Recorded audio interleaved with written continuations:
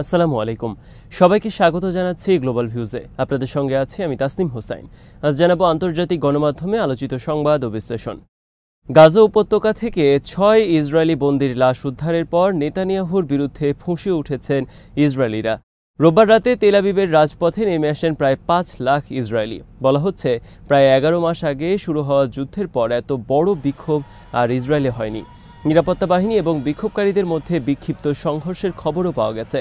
তেল আবিবের রাস্তা অবরোধের পাশাপাশি পশ্চিম জেরুজালেমে নেতানিয়াহুর কার্যালয়ের বাইরেও বিশাল বিক্ষোভ হয়।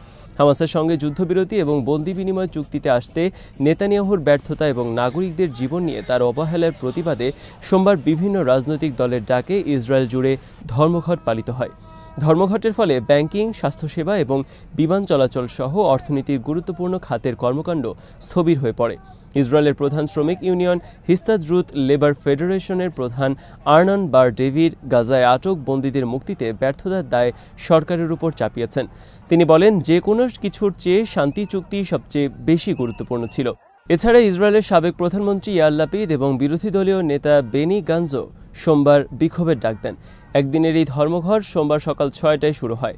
বারডেভিড বলেন, সোমবারের পর কর্মসূচি বাড়ানোর সিদ্ধান্ত নেওয়া হবে। তেল আবিবে হোস্টেজেস অ্যান্ড মিসিং ফ্যামিলিজ ফোরামের সঙ্গে বৈঠকের পর সংবাদ সম্মেলনে তিনি বলেন, গাজার টানেলে ইহুদিদের হত্যা করা হচ্ছে, এটা থামাতে হবে।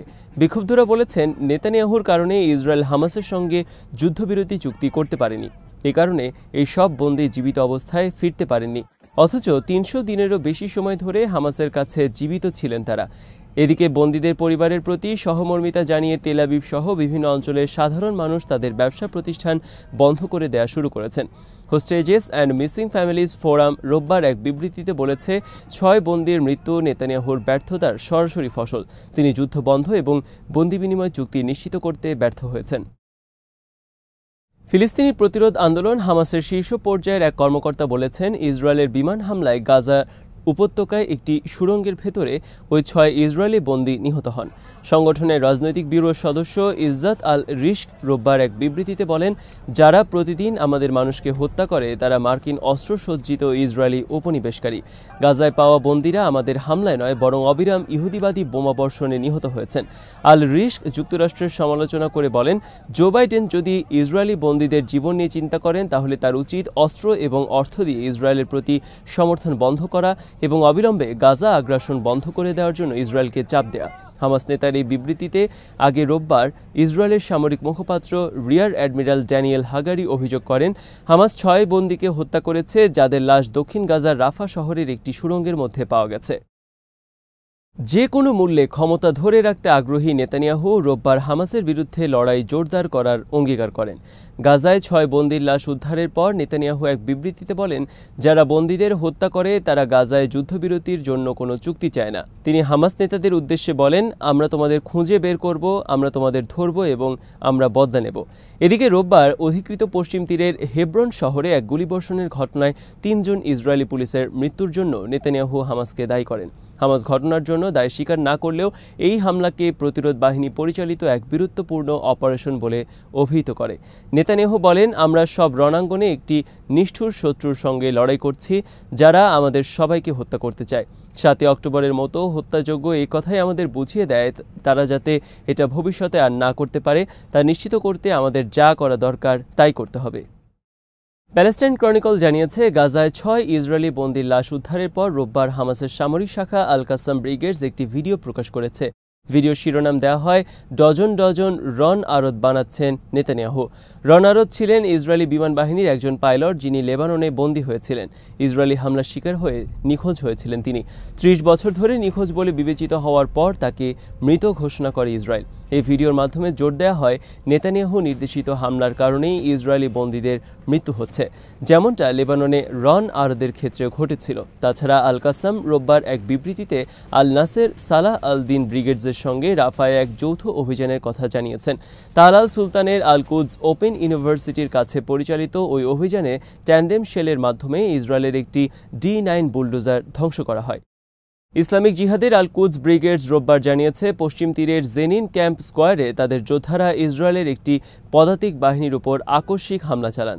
সরাসরি গুলিবর্ষণের পর সেনাদের মধ্যে নিশ্চিত হতাহতের ঘটনা ঘটে বলে জানান তারা। সেখানে কুদসের যোদ্ধারা রিইনফোর্সমেন্ট এবং সাপোর্ট বাহিনীর ওপরও সরাসরি গুলিবর্ষণ করেন এবং বেশ কিছু এক্সপ্লোসিভ ডিভাইসের বিস্ফোরণ ঘটান। কুদসের বিবৃতিতে বলা হয়, জেনিন ক্যাম্পের যুদ্ধক্ষেত্রগুলো শত্রু সেনাদের উপর অব্যাহতভাবে হামলা চালাচ্ছে তাদের যোদ্ধারা। আল আলুব অক্ষে তারা মুহুর্মুহু গুলিবর্ষণ এবং এক্সপ্লোসিভ ডিভাইসের মাধ্যমে পদাতিক সেনা দলগুলোকে সরাসরি আঘাত করেন। তাদের কফার দান, আল ইয়ামুন ও আল সিলা আল হারিথিয়া গ্রুপগুলোকে প্রচণ্ড গুলিবর্ষণ এবং বিপুল পরিমাণ বোমার মাধ্যমে ইসরায়েলি সেনা এবং তাদের সরবরাহ লাইনগুলোতে সরাসরি আঘাত হানেন। তাওয়ালবেহ মসজিদে ফ্রন্টে দখলদার বাহিনীর উপর আগে থেকে পুঁতে রাখা একটি এক্সপ্লোসিভ ডিভাইসের বিস্ফোরণ ঘটাতে সক্ষম হয় আল কুদস।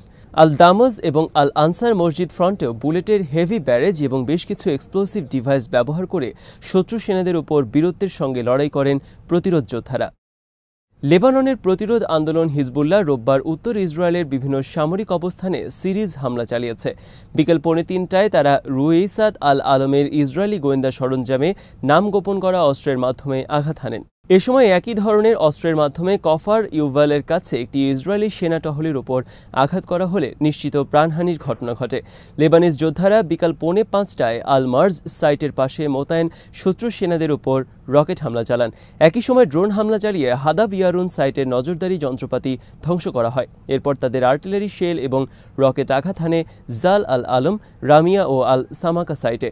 এরপর মানারা বসতিতে ইসরায়েলি সেনাদের উপর অবস্থান নেওয়া একটি ভবনে যথাযথ অস্ত্রের মাধ্যমে আঘাত করা হয়।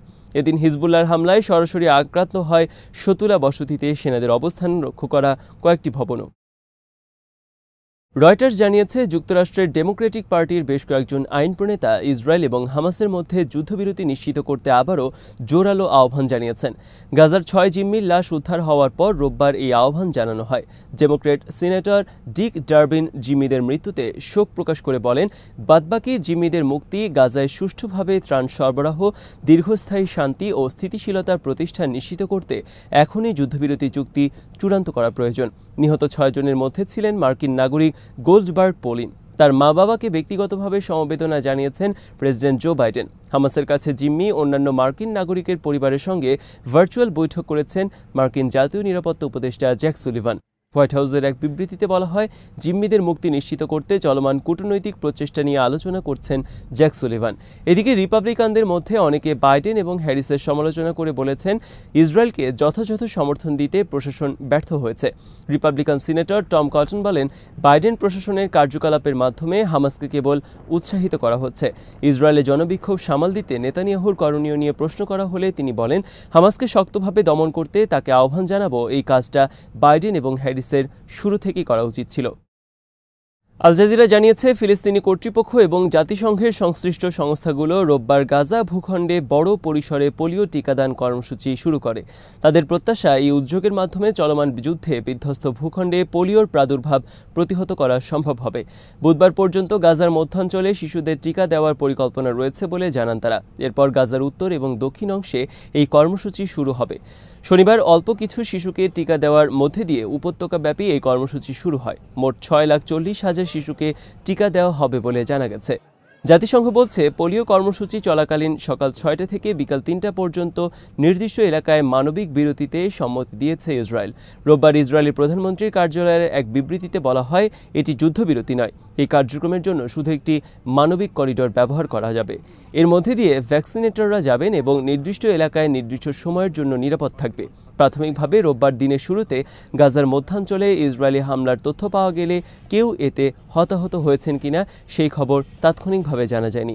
দেইর আল বালা ও নুসৈরাত হাসপাতালগুলো নিশ্চিত করেছে, রোববার সকালে সেখানে টিকা দেওয়ার কাজ শুরু হয়। নির্দিষ্ট এলাকায় মানবিক বিরতির কথা থাকলেও ইসরায়েলি বাহিনী রোববার উত্তরের গাজা সিটি এবং মধ্য গাজার দেইর আল বালায় বিমান হামলা চালিয়েছে। এতে কয়েক ডজন ফিলিস্তিনি নিহত হন। এদিকে পশ্চিম তীরের জেনিন শরণার্থী শিবিরে ইসরায়েলের ব্যাপক ভিত্তিক অভিযানের 6ষ্ঠ দিনে রোববার নিহত ফিলিস্তিনির সংখ্যা 29-এ পৌঁছেছে। আজ এখানেই শেষ করছি। সবাই ভালো থাকুন, সুস্থ থাকুন আর দেখতে থাকুন বিডি ভিউজ। চ্যানেলটি ভালো লাগলে সাবস্ক্রাইব করুন, সংযুক্ত থাকুন আমাদের ফেসবুক পেজে। আল্লাহ হাফেজ।